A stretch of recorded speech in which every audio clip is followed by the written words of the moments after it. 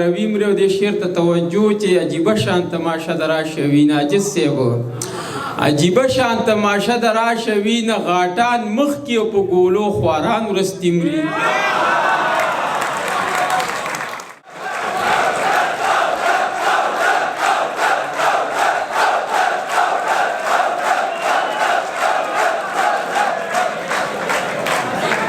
مننه یو جهان مننه د حاضرین مجلس ډیره ډیره مننه دانش صاحب دغه څو شعرونه د غزل نه مخکې چې دا من طلبګار کامونه څومره زر شتمن شو دا من طلبګار کامونه څومره زر شتمن شو په جنګ باندې مین پښتانه هغسې لاخوار دي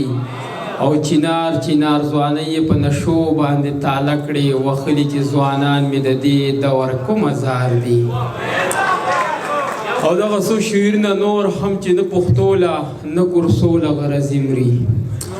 نه پښتو له نه کورسو له غرضي مري پښتانه صرف په نوم د غیرتي مري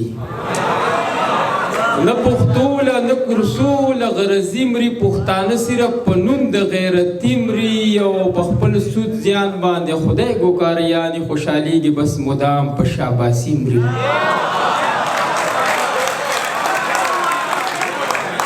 مننه چې په خپل سود زیان باندې خدای ګوکاریانې خوشحالېږي بس مدام په شاباسي مري او د آباد اسلام آباد په نوم جلسو کې پیسې څو خوري او د چا پکې بچي مري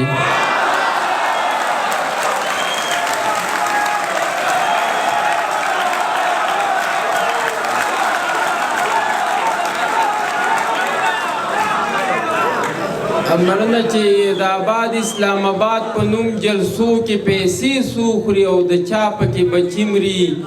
او چې تر څو روان بې لارې پښتانه وي نو تر هغې به هم داسې لاروي مري چې تر څو روان بې لارې پښتانه وي نو تر هغې به هم داسې لاروي مري او دې شعر ته توجه چې عجیبه شان تماشه د راشه وي ناجس صاحب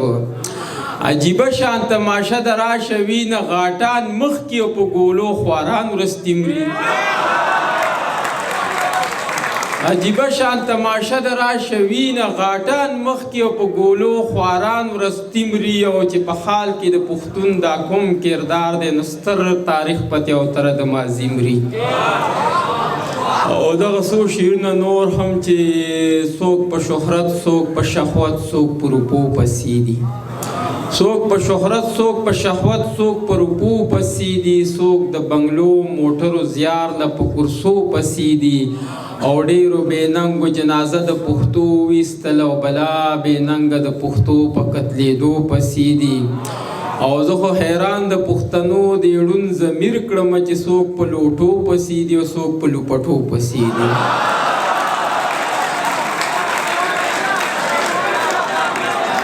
مننه چې زه خو حیران د پښتنو د ړوند ضمیر کړمه چې څوک په لوټو پسې دي او څوک په لوپټو پسې دي او مونږ چې د چا نه د سنګرو د ساتو تمه کړه هغه ځوانان مې ټول د ایسو نشو پسې دي او ته چې د چا په سر د چا نه ګیلمن وي مدام او تر هغه خلک ګوره په هغو پسې دي او دغه څو شعرونه اخري چې په کم هنر باندې د وخت خپلو پردو خوړو خلکو پښتو خوړه ګوره مونږ پښتو خوړو او سره له خپله بېوسي په مخ څپېړې راکوي څه د چا ناز و اداګانو ملازو خوړو مننه چې سره له خپله بېوسي په مخ څپېړې راکوي څه د چا ناز و اداګانو ملازو خوړو مونږ چې واړه واړه رالوی کړه د خپل زړه په غوښو جاړو به نه چې نن هغو ساتلو سپو خوړو دغه څو شعرونه اخري چې د اسمان ستورو زموږ دواړو نندارې کولې شپه و یو بل ته مو د ستړي ژوند کیسې کولې